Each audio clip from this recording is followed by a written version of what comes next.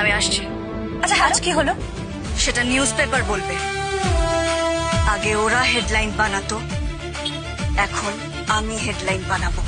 স্বামী স্ত্রীর সম্পর্কের কেবল সূচনা হয়েছে, সেটা আমি নষ্ট হতে দেব না। আমার ছেলেটার আমি বিয়ে দিয়েছি, আমি ওদেরকে সুখী দেখতে চাই। রঘু তমসার কাছে প্রাণ ভিক্ষা চাই, আমাকে মারবেন না প্লিজ। অবশেষে রঘুকে গুলি করে দেয় তমসা। একটা তিলোত্তমা, একটা প্রতিবাদ, হাজারটা কণ্ঠস্বর। এবার তিলোত্তমাদের ঘুরে দাঁড়ানোর পালা।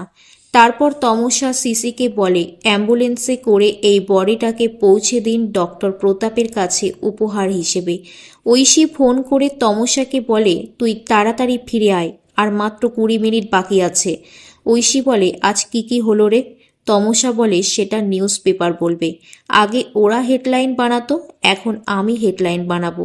পৃথা শাশুড়ি মাকে বলে আলেখ্য মনে হয় না কোনোদিনও সুখী হবে তিলোত্তমাকে নিয়ে, আর আমরাও হয়তো আর সুখী হতে পারবো না।